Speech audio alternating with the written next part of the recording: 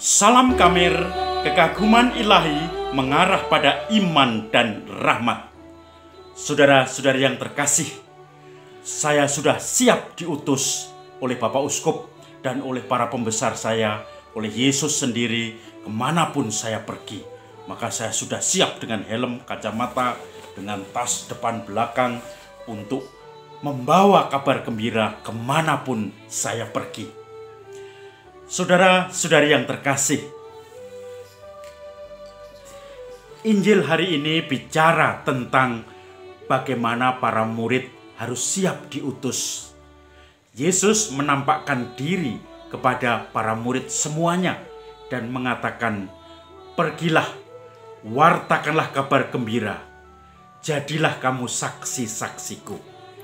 Injil dari Markus bagian terakhir kalau kita membaca Injil dari Markus ini. Tetapi sebetulnya saudara-saudari yang terkasih, Injil ini merupakan Injil tambahan. Tulisan paling kuno di Injil Markus sebetulnya berhenti pada pernyataan seorang prajurit yang menyalibkan Yesus, yang kemudian menombak Yesus. Dan ketika air dan darah sampai keluar dan mengenai mukanya, prajurit yang kafir ini, artinya prajurit orang Roma, bukan orang Yahudi, ini mengatakan, "Sungguh orang ini anak Allah." Sebetulnya aslinya, terjemahan asli, "Sungguh orang ini orang benar." Tentang prajurit Romawi yang dianggap kafir, yang mengungkapkan imannya, "Sungguh orang ini orang benar." Mengungkapkan kesaksiannya, sungguh Yesus ini yang disalibkan adalah benar-benar anak Allah. Suatu kontradiksi, orang yang dianggap kafir, orang yang dianggap jahat, penindas, orang yang tidak mengenal Kristus, tetapi justru dari mulutnya keluar kesaksian yang pertama tentang Yesus sebagai Allah. Sungguh orang ini anak Allah. Kontradiktif, tetapi itu terjadi.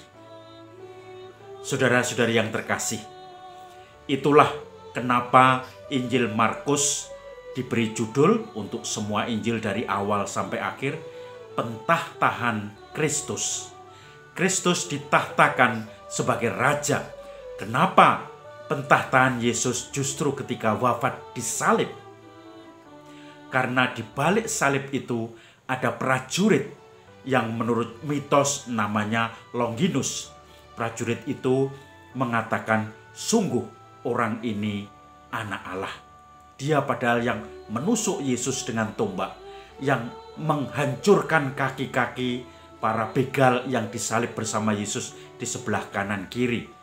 Tetapi ketika melihat Yesus sudah wafat, dia tidak jadi meremukkan kakinya, tetapi hanya menombak lambungnya, dan keluarlah darah dan air. Dan kemudian kesaksiannya itu menjadi viral sampai sekarang bagi pengikut Kristus. Sungguh orang ini anak Allah. Saudara-saudari yang terkasih, Injil hari ini berbicara tentang bagaimana Yesus menampakkan diri kepada semua murid. Mungkin pengikut Injil Markus yang rutin membaca tulisan-tulisan, mengumpulkan dari tulisan-tulisan tradisi lain yang tentang pengalaman-pengalaman kebangkitan Tuhan, kemudian menambahkan secara singkat seperti ringkasan begitu. Yesus menampakkan diri kepada Maria Magdalena, Yesus menampakkan diri kepada para murid, Yesus menampakkan diri akhirnya kepada ke-11 murid yang berkumpul, dan akhirnya Yesus pun mengatakan kepada mereka, "Kamu jangan degil hatimu, kamu jangan takut, ini aku sudah bangkit. Tetapi yang perlu kamu lakukan adalah pergilah, wartakanlah kabar kebangkitan Tuhan."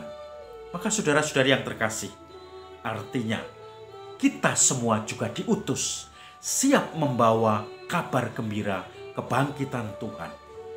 Backgroundnya sama seperti dulu, ketika para murid, ketika pengikut Kristus, ketika orang banyak merasakan kebingungan, ketakutan, Yesus yang diandalkan ternyata wafat di salib. Mereka tidak punya harapan.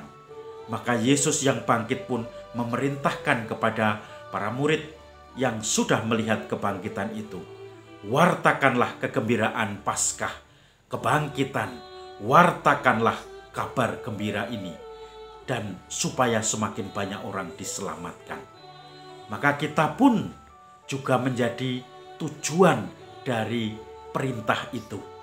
Kita menjadi tujuan dari perintah untuk menjadi para murid Kristus seperti ini, siap mewartakan kabar gembira. Saudara-saudari yang terkasih, ketika kita seperti para murid sudah melihat kebangkitan Yesus, maka kita harus juga siap diutus untuk mewartakan kebangkitan itu kepada setiap orang. Warta kabar kegembiraan, warta pengampunan, warta pengharapan.